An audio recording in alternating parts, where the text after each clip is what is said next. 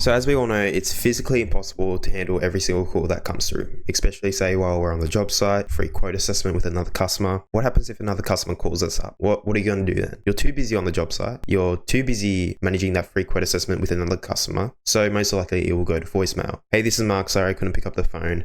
Blah, blah, blah, blah. 90% of the time after that voicemail, they're going to be impatient. They're going to go into Google search a local competitor in your area and see if they will answer the phone. And the last thing we want is for your own competitor to answer the phone and steal your customer. So from that, we know that every missed call equals missed money. Now, let's say if you run a local business, HVAC, roofing, detailing, you already know this, electrician, plumbers, mainly trade businesses, or even, clinics.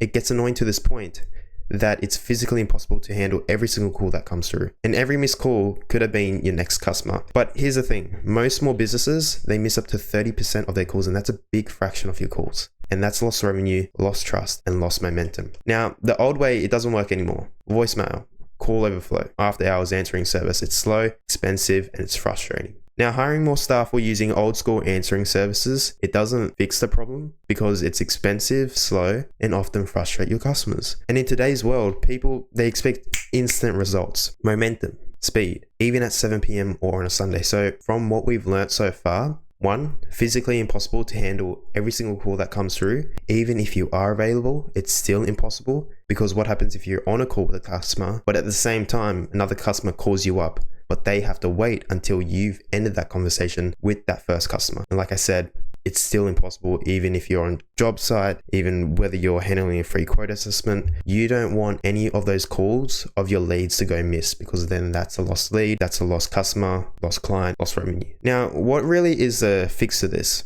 Now, there's something called an AI receptionist. It can handle multiple calls at once. So even while it may be on a call with another customer, you can still pick up the phone if another customer calls that business. Customer voice tailored towards your needs. So male, female, Australian accent, American accent, Italian accent, if you want it to be fancy. It's available 24/7, weekends, holidays, after hours, and it sounds completely human. So even every interaction that we've had with business owners sounds completely human. They can't even tell if it's a human or not. Now, it can also transfer calls. So let's say your customer wants to speak to the business owner directly, maybe you yourself. It can just transfer that call straight over to you. You get a call on your phone, and it's that exact customer that was talking towards your AI receptionist. It can also book appointments, and it does that instantly. So straight after the call, as soon as it's done, add it to her CRM, add it towards Google Calendar, add it towards email instantly, and it's right there straight after the call.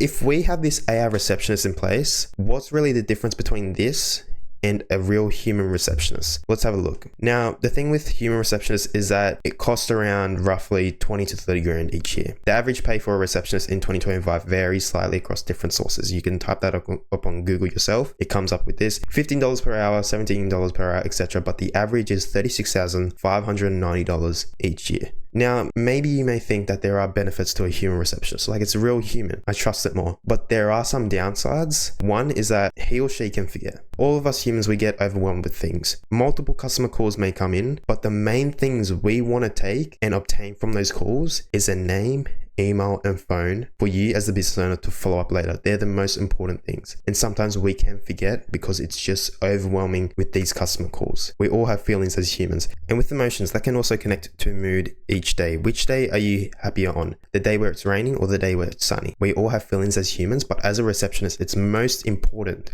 to be happy every single customer calls, because the customer, when they ring us up, they can notice the vibe in our voice, and we want that vibe to be top notch so that they can have that same feeling in them for the business that they're calling. You want that happy feeling from your business, and the last thing you want is for a receptionist to be having a sad day, depressed day, and then your customer can actually feel that vibe through the call and then not having that good effect. Now, it can also handle only one call at once. He or she can only handle one call at once, can't handle multiple calls, 1, 5, however many. If a customer calls again, they usually have to wait while the conversation with the customer that's in front of them ends. So he can only handle one call at once. He or she can only really work 9 a.m. to 5 p.m. That's the average pay rate from those times. Monday to Friday, like I said, weekdays, not really weekends, and he or she requires training. Now, the thing with the AI receptionist is that it leaves a most popular question, and that question is, I don't know if I can trust an AI to handle all my customer calls.